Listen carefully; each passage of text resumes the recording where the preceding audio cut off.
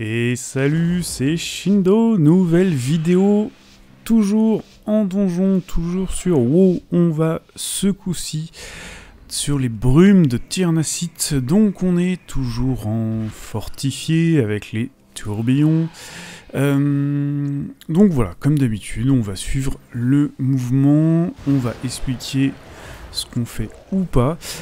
Ici, premier pack qui peut être un peu gênant en fonction des dégâts et tout ça, parce que on va voir qu'il pose des mêlées qui font assez mal. On ne burst pas ici, voilà, on s'enlève les mêlées dès qu'on peut. On ne burst pas ici puisqu'on va burst en fait sur ce pack là. C'est pour ça souvent en tyrannique le tank pourra potentiellement faire les deux packs en même temps. C'est souvent ce qu'il y a de mieux. Ça permet de tout burst directement, et voilà. Mais faire très attention parce que forcément c'est assez dangereux si les petits là ne tombent pas rapidement. Potentiellement le heal ne pourra pas suivre, surtout si vous n'avez pas de dispel.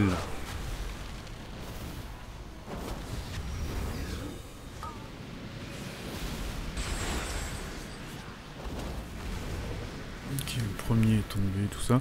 On va voir là, donc on va suivre, on va continuer le donjon tranquillement. Je sais que parfois ce qui se passe c'est qu'on prend l'un des packs derrière avec le codé pour prendre le codé qui met de l'invisibilité, histoire de passer directement ici.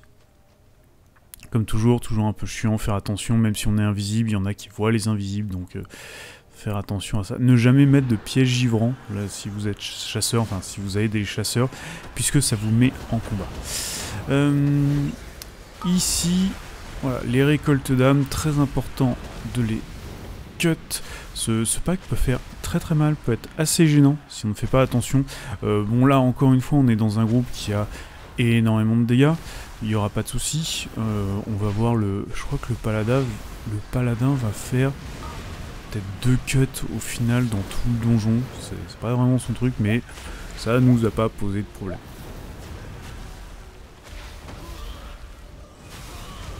Donc, le détournement. On est le seul faé, donc en avance de phase, hop, on va ouvrir. Et on prend un champi vert. On a de la mobilité, on essaye de prendre dessous du fond. Ça aide.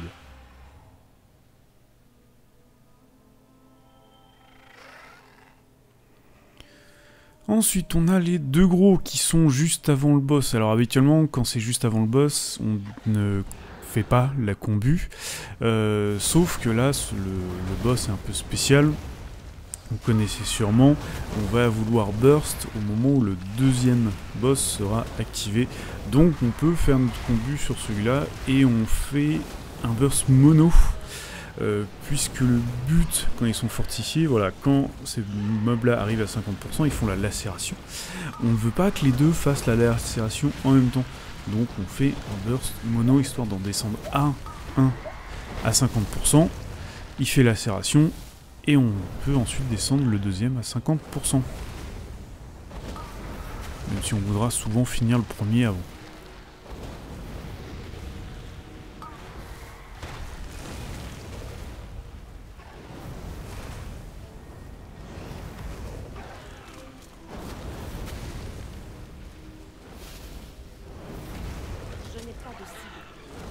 Voilà, ensuite on arrive sur un boss donc plutôt tranquille. J'ai jamais connu de difficulté sur ce boss, même en tyrannique.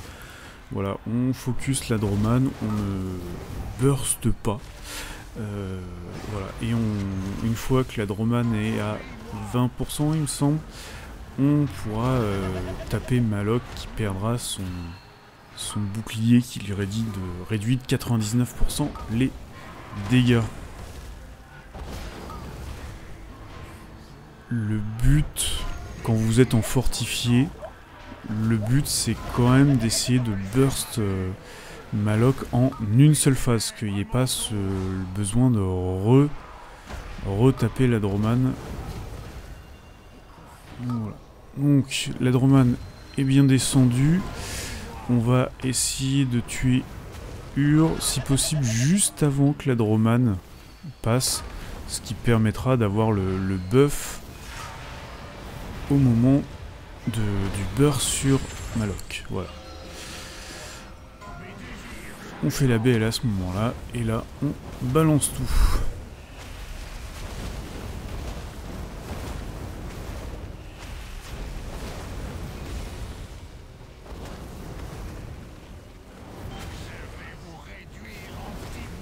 Et donc là, au moment où il se réveille, pour savoir, on regarde ses points de vie, on voit qu'il a 1 million, la Droman a 1 250 000, Malok a moins de PV, on focus Malok, tout simplement.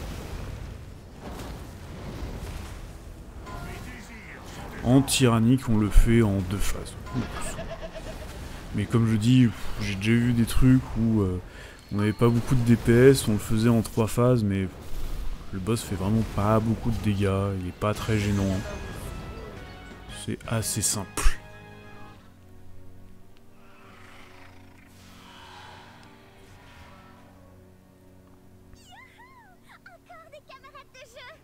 Ensuite, on arrive sur la phase du labyrinthe, bah, ça va être assez simple. En fait, là, les deux qui sont là, on ne fait pas de burst. Voilà, on les DPS tranquillement, on se prend pas la tête. Et ensuite, bah, dès qu'on arrive sur un groupe où on a le burst de dispo, on le fait tout simplement sans se prendre la tête. Alors il y a des possibilités ici, en fait il y a, alors, je sais pas si c'est un bug, si c'est machin, mais il y a moyen de récupérer un groupe de mobs de la salle d'après. À ce moment-là, si jamais le tank, enfin c'est un chasseur qui fait ça le plus souvent ou un démo, si jamais il y a ça qui est fait, vous pouvez burst au moment où le pack arrive.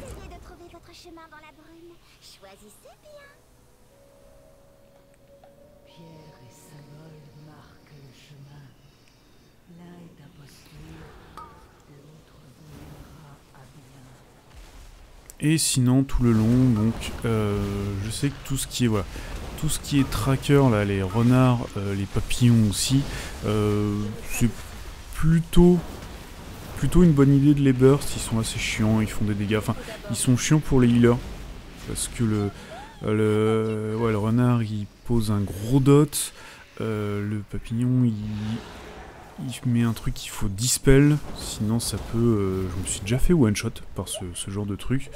Donc voilà. Mais sinon, dans les autres packs, donc le plus souvent il y a la soigneuse qui va faire un heal qu'il faudra absolument cut. Et on a aussi, voilà, nourrir la forêt.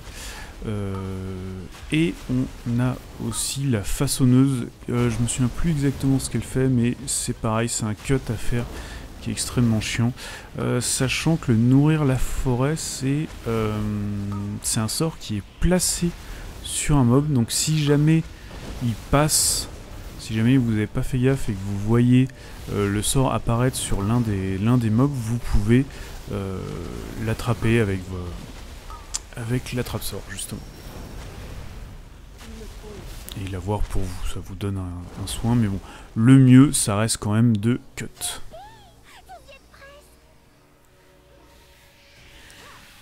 Évitez d'être trop près sur ces packs là, puisqu'il y a les défenseurs qui font leur espèce d'AOE, voilà, exactement les lances, là, les coups de lance qui partent. Donc évitez au maximum d'être trop près, histoire de pouvoir bouger si besoin.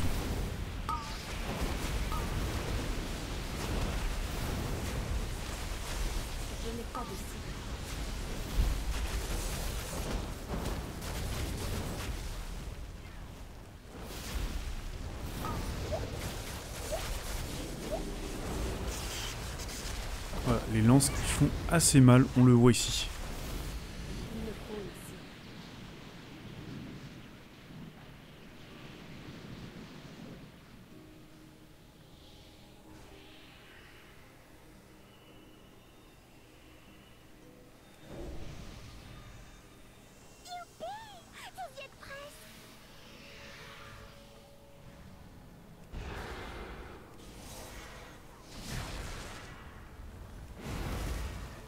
Alors de temps en temps il y a un petit mob solo comme ça, alors c'est soit la matriarche, soit la grenouille. Donc rien de particulier. Si jamais vous avez votre burst à ce moment-là, ne pas hésiter à le faire. Faire un burst mono, il n'y a aucun souci, d'autant qu'il y a un codé le plus souvent avec eux. Donc on voit la espèce de zone bleue, là c'est une zone qui soigne, donc le tank doit forcément enlever le mob. Mais vous pouvez vous placer dedans, ça vous donne un buff.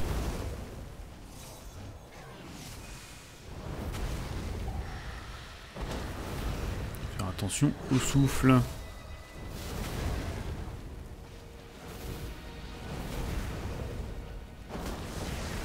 me faut d'abord ici. On ne vous la fait pas, vous.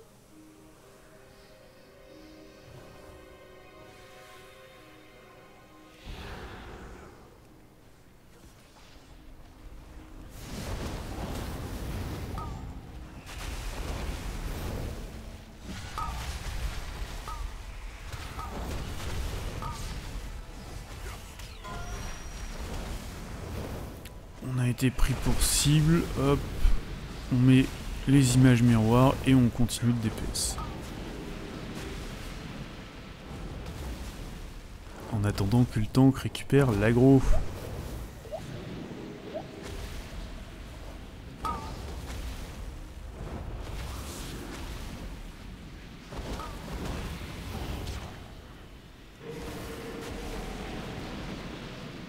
Petit bloc de glace entre toutes les tornades, on venait de se prendre le dot aussi du tracker.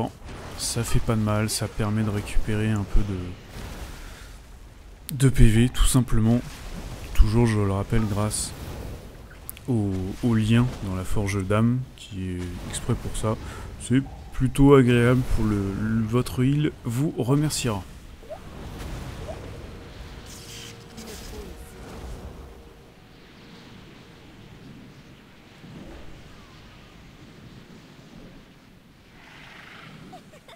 Vous avez réussi. Bien vu.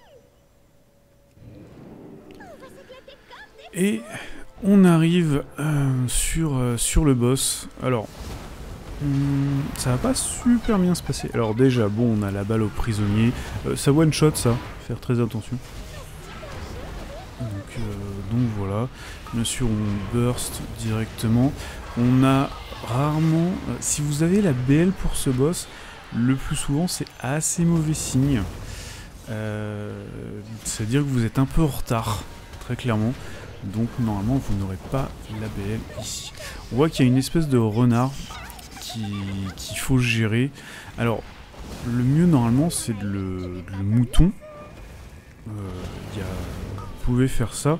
Le problème, c'est que s'il se prend... Enfin, j'ai remarqué, il y a souvent des AOE. Le fait de le mettre en mouton, ça vous fait perdre du temps, donc du DPS. Donc moi, ce que je fais, en fait, ce qui se passe, c'est que habituellement, le tank est censé éloigner le groupe un peu du renard.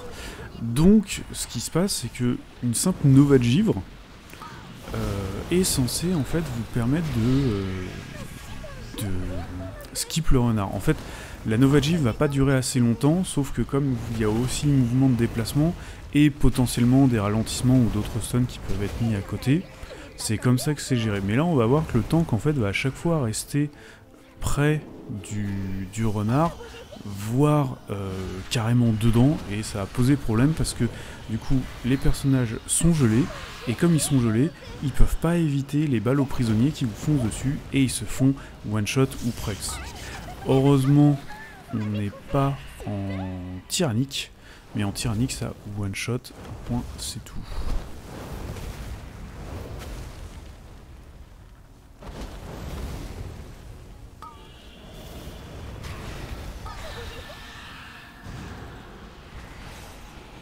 Bien sûr, si le pala fonce en même temps sur le renard, ça aide pas.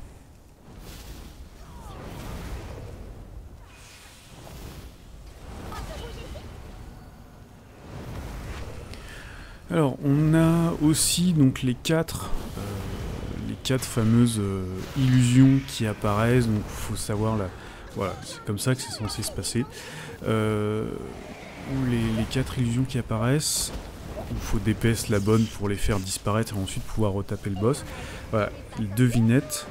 Il est possible, j'ai déjà vu, bon, sur des clés un peu plus faibles quand même, j'ai déjà vu le cas où si tous les DPS burst à la fin, la dernière devinette n'apparaît pas en fait. Vous avez moyen de skip ce truc, mais bon, faut avoir beaucoup de dégâts sur pile à ce moment-là sur la fin.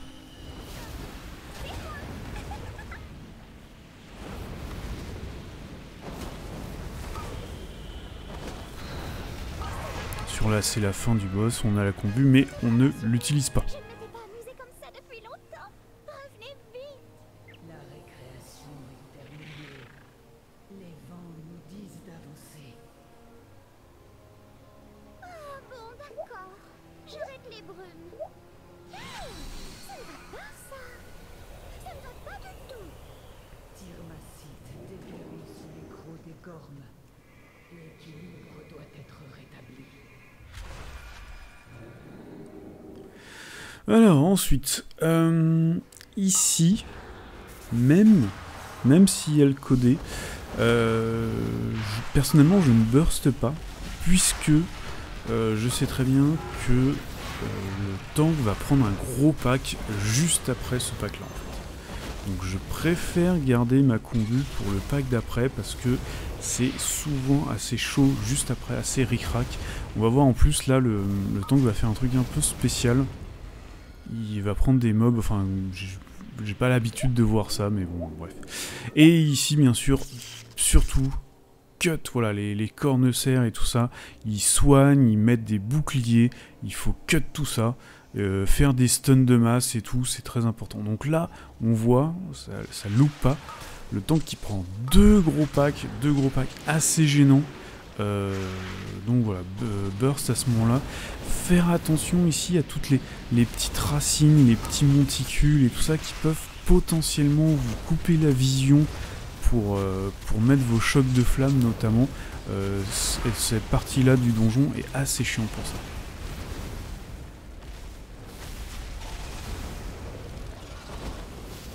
Là on a notre trinket qui revient à ce moment-là, c'est limite dommage, j'aurais bien voulu l'avoir pour ce pack.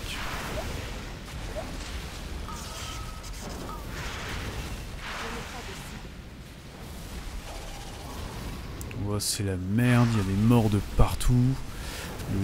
Lui qui est mort. Petit backpet des familles.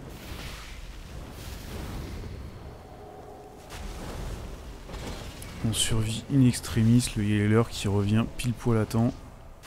C'était très judge, je déconseille de prendre ces deux packs là. Appuie tellement, on prend le pack plus voilà, les deux saccageurs, c'est déjà beaucoup parce que les saccageurs sont très chiants, ils font beaucoup de dégâts, voilà, ils posent les venins, ils ralentissent avec les autres mobs qui vont potentiellement nous bump. C'est assez chaud déjà, mais alors les deux gros packs comme ça, c'est assez miraculeux que ça soit passé.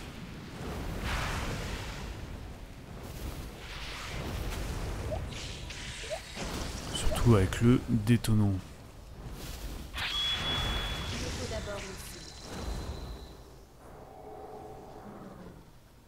Mais là ce qui est bien c'est que du coup hop on fait les deux saccageurs, la combu est revenue, à nouveau il va prendre deux packs. Voilà, là c'est ce que je disais, je suis obligé de m'avancer légèrement parce que le choc de flamme passe pas. C'est un truc de dingue. On est en vision et tout ça, mais il y a cette petite bosse qui fait que on n'a pas la vision.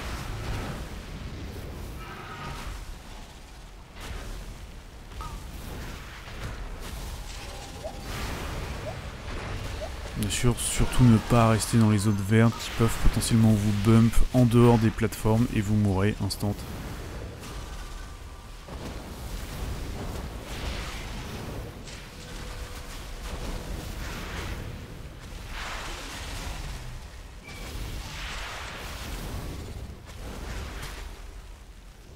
Au revoir.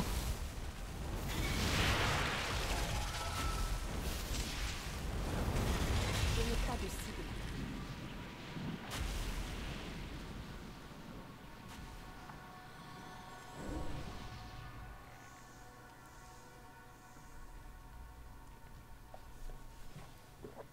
Et on arrive sur le dernier pack où on ne veut pas combu. On a... Il y a quoi? Il y a 3-4 mobs. Bon voilà, on perd du DPS, mais c'est pas grave. Autant le garder pour le boss. Le boss final qui est assez chiant. Même en fortifié, en tyrannique encore plus. Puisqu'il peut être très vite assez bordélique. Mais voilà. Parce qu'il a des techniques où en fait le mieux ça serait de se rapprocher, mais d'autres où le mieux c'est de s'éloigner, donc voilà, c'est pas non plus très compliqué, mais ça peut devenir assez vite le bordel avec tous les trucs au sol qui sont posés.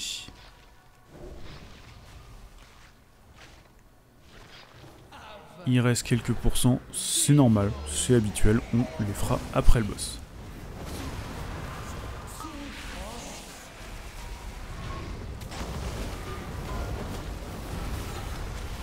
Bien faire attention à faire tous les cuts ici. C'est extrêmement chiant d'avoir le parasite et tout ça. Il sème aussi, enfin c'est vraiment relou.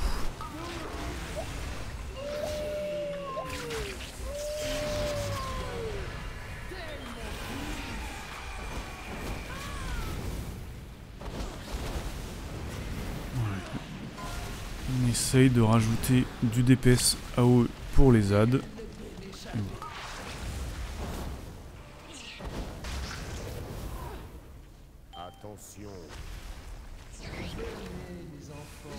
Voir parfois, là on voit, on a la combu et il y a les ZAD. Il serait pas déconnant de faire un burst multi. Voilà, là on voit, j'alterne un peu mono multi, mais clairement, c'est clairement pas déconnant de faire ça. Les ZAD sont assez chiants, ils font assez mal.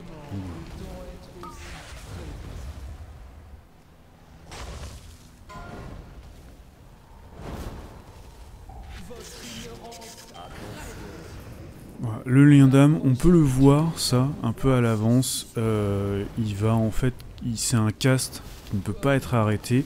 Et vous le voyez en regardant la cible du boss, il va cibler une autre personne que le tank. Et du coup, faire ce truc, là on voit qu'il nous cible nous. Et donc, voilà, la personne peut commencer déjà à s'écarter, ou on peut déjà s'écarter de la personne qui va être ciblée.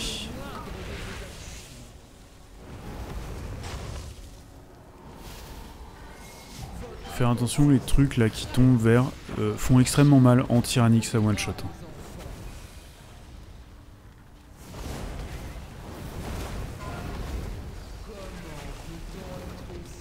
Et on arrive à la fin du boss, mais bon, je vais quand même utiliser la combu, voilà.